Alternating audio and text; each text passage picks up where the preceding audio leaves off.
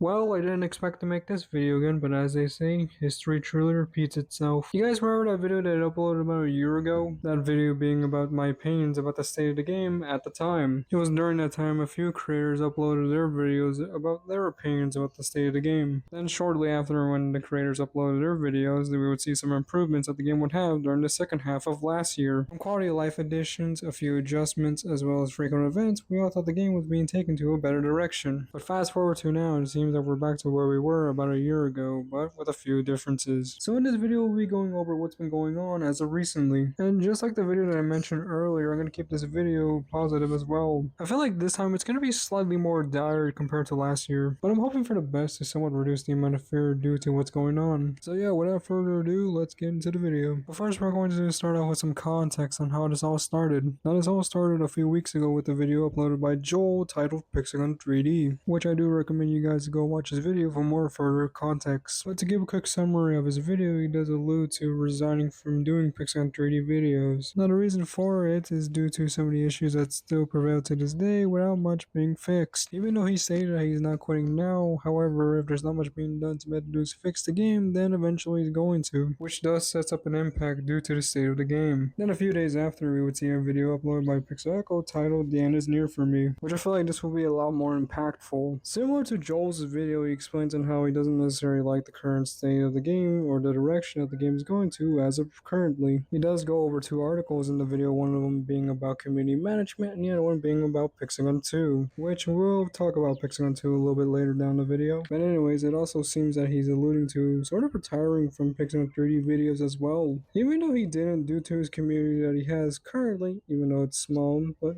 there's still a community. Though he did state that he's going to eventually, but it's unclear when, which I'll leave that for now, but I do recommend you guys to go watch either one of these two videos. But if you did watch those two videos, you sort of see a similar mood that both these creators expressed in their videos. And with both these creators alluding to resigning from doing Pixagon 3D videos, it really shows that the game isn't improving that much, which I guess the game does have a couple issues that still prevail to this day, which I'll be highlighting a couple problems that the game has in this video. Some of these I would say are affecting the free-to-play side of the game, and a few of these I would say affected the core player base, but over time instead of as of recently. We'll start off with one point, which is every newer player's bane of existence, that being the upgrading system. Now, the current upgrading system that we have can somewhat be a lot more overwhelming for newer players, with them having to worry about their loadouts losing strength for every single level up, especially for mythic weapons as they do cost a little bit more when it comes to upgrading them through coins. And even with progressing through the game, with each level up, they only provide a small quantity of currencies. You'll be in a constant cycle of having to maintain your weapons to be at the same level as your player level, as well as swapping them out. Until you reach level 65, that is when you get the relief of not having to do is upgrade them any further. Well, until level 70 becomes a reality. However, it's not really much of an issue if you can do stock up on currencies or find ways to get free category upgrades. Anyways, moving towards another issue I would probably say has to do with modules. Now, modules do play an ideal role when it comes to playing this game, from adding additional damage to your weapons to modifying their stats. They can be pretty useful to enhance your weapons, but ideally when it comes to the elemental modules to increase your weapon's damage. The only issue when it comes to modules as of currently has to do with the amount of methods that you get to obtain them, mainly from clans as well as events. Compared it to 2019 when we had the module chest, which provided a lot more modules per opening, plus with the module chest having different tiers, but unfortunately with them being removed almost 6 years ago. So obtaining modules will be a lot more difficult for newer players. Another point I would also like to talk about has to do with events, which I could be to talk about two things about them, either by the rewards you get free-to-play wise or with the event formats. The first point is self-explanatory, but the second point, it needs some explanation. Events have been a lot more frequent as of recently, with every season having 2 events, but as many months have passed, it does seem with every single event it somewhat seems to be repetitive, mainly due to the cycled event formats. Though there was a few event formats that did freshen up the cycle, with it being the pixel poly as well as the lock and load, but even then we would see the usual events. And I guess I can mention one more thing, being one division of the game, that being clans. And this one I would say did have an impact with some of the more dedicated clans, and it all revolves around the current iteration of clans that not many people love as compared to the previous iteration. Even though I disregard clans as another part of the game, I didn't realize that it had its own community that's been established for a few years. With that community giving the game a competitive scene, and with the current iteration of clans, it sort of removes it.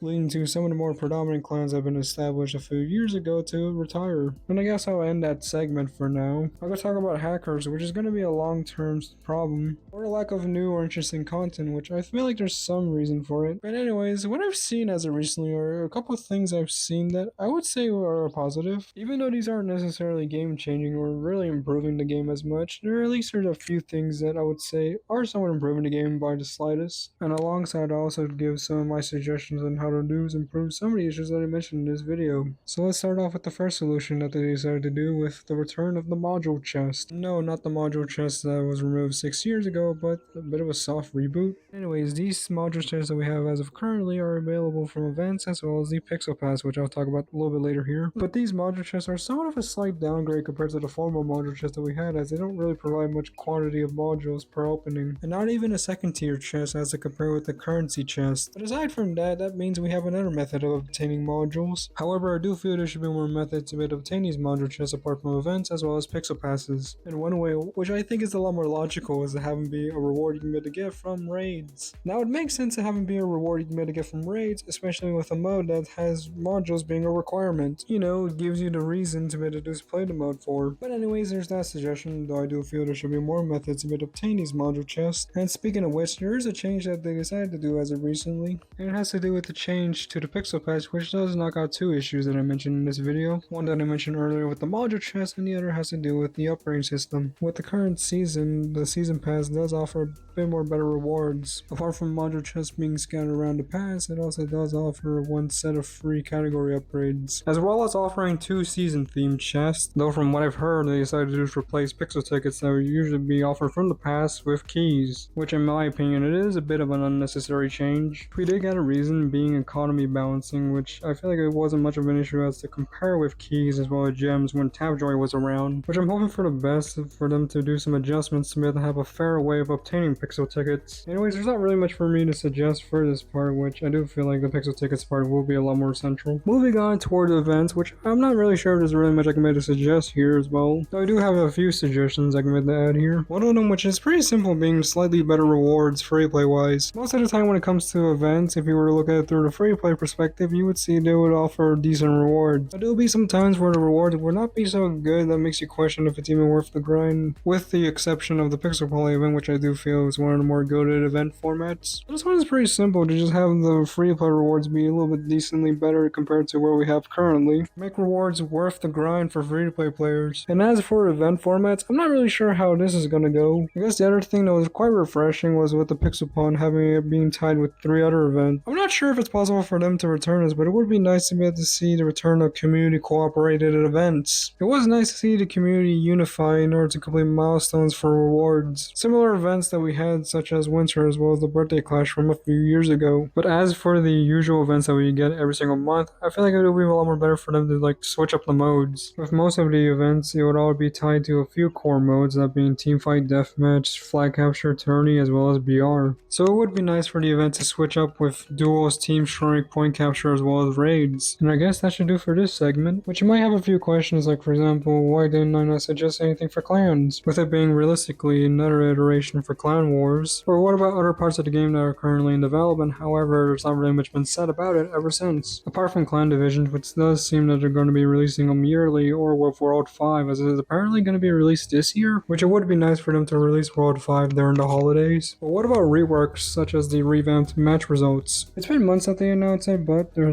hasn't been much being said about it ever since. Now there's a few conclusions that might be the reason for it. One, which is pretty simple, being that they're lazy, which to each their own. However, these two I would say would be a lot more reasonable to think, which one of the reasoning I would say is due to the game's code architect being dated. Since Pixagon 3D is more than a decade-year old, if you were to do is go under the hood and check the code structure for the game, you'll possibly see it's a lot more entangled. I would think that it would be a much more difficult time with them having to do to implement new features or having to do any changes without unexpected issues happening. Though I do wonder if it's actually that bad as to compare with the original Block City Wars, where they had to do is rebuild the game. And the last reason I feel like would be a lot more reasonable, that being with them developing Pixagon 2. Now it makes sense for them to prioritize in developing Pixagon 2 while keeping Pixagon 3D currently in maintenance, which could be the reason for the lack of new content for this game apart from balance changes, bug fixes, map rotation, as well as, I guess, quote-unquote new content. Which, speaking about Pixagon 2, my opinions for it is somewhat changed over time ever since the announcement. After the announcement, over time I still think it would have been a lot more better for them to rebuild the game instead of having to make a sequel. However, it was surprising and unexpected for them to do is announce a sequel for the game, but with them announcing Pixel 2, you can obviously tell that the community sentiment wasn't that great when it was initially announced. And there's not really much to talk about for Pixel 2 as of currently, as there hasn't been much information about it ever since. And here's the thing, even though I'm not really hyped for Pixel 2 as I was a few months ago, I'll still try out the game still. The only thing I'm sort of worried about for Pixel 2 is obviously how it's going to go out once it releases and post-launch. With them being radio silent on any further development, and with them using AI, it does become an issue. Especially with the issue of the game being assisted with AI, which I'm not really sure if the developers are aware of when it comes to the general scope of generative AI in video games. Even putting that off to the side, with them claiming that the game will be free-to-play friendly, I do kind of worry if it's going to repeat the same mistakes as what Pixel 3D was. As I said, going over that Q&A, with them claiming that the game will be free-to-play friendly, we have to see it to believe it, as it does seem the developers lost their trust in the community. And that should do for this segment. I'm not really sure what to title it. I'll probably title it something, but might as well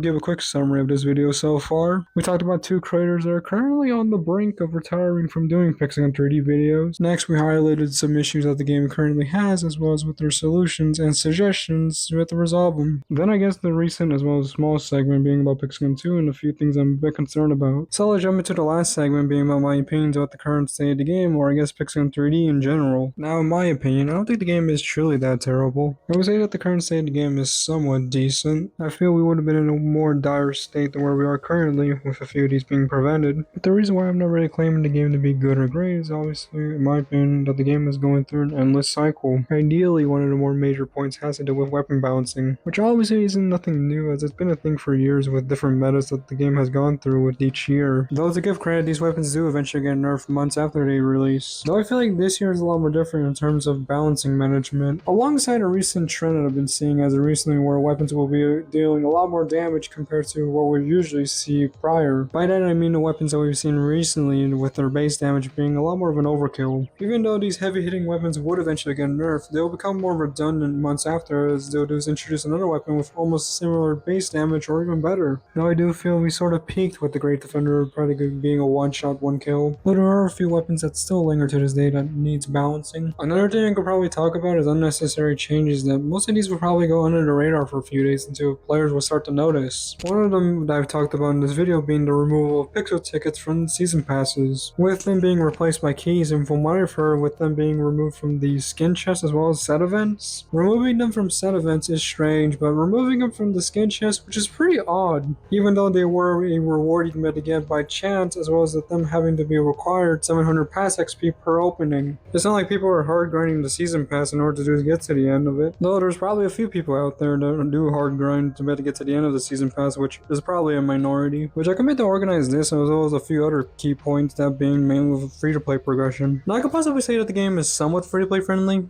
you know, judging from the free-to-play series that I currently have. But I can see why the game is not entirely that free-to-play friendly, such as the gallery section, as it does offer some weapons you can get to exchange from it. Where it currently stands, it doesn't necessarily offer that many options you can get to exchange, especially since this game has currently over 1.3k weapons. As well as connecting this with the lottery weapons, I would say that the majority of the weapons that are currently in this game are considered event weapons, with most of them being currently unobtainable and you have no telling when they will return, which for the gallery section, it would be nice for it to be offering different weapons periodically. Change up the options from the gallery every 2 or 3 months. Might as well advertise as well as announce them as well, apart from currently with the armory as well as clans. But anyways, my bad for this slight addition to this segment. Repeating this again, I don't think the game isn't entirely that terrible. There's a couple of things I do appreciate with the modern era. There's still casual matches that you may encounter, but oftentimes you'll encounter matches that will be a lot more chaotic. This one, which I would say is a bit of a low-hanging fruit, being that gems are a lot more easier to obtain as compared to back then, as gems were a lot more scarce and there was only a few methods to be able to obtain them. A lot of weapons have been released these past few years do have nice weapon models. Now it does make sense for most of these modern weapons to not really be fitting well with what Pixel 3D was all about. Weapons that were more cubical compared to what we have currently, where polygons are also integrated as well. And it's also understandable for most of these players to be tapped out either years ago or probably tapped out as of recently, with most of these issues that still linger to this day being because of it. The going back to the video that I mentioned at the beginning, there was two things that I mentioned in that video. One of them being about transparency, while the other one being about commitment. I would say that they somewhat improved in terms of transparency. From the Discord server, they did introduce a new channel being about fixes and features. A channel dedicated to bug fixes as well as adding new features. So there's one suggestion for them to improve on in terms of transparency is having an announcement of them being aware of a bug or an issue. Most of the time when there's ever a bug or an issue occurring, they don't necessarily do is publicly address that they're aware of it. The best example was last month with the second patch that was released that caused a lot of Android players to have stutters or freezing. And with their socials, not necessarily having any announcement of them being aware of it. Aside from Anuka coming in clutch with a response regarding it. Without a public statement of them being aware and currently resolving it, some players would assume if they even are fixing it or not. That is until they manage to resolve it and then announce in the fixes and features channel. So it's a pretty simple suggestion in terms of transparency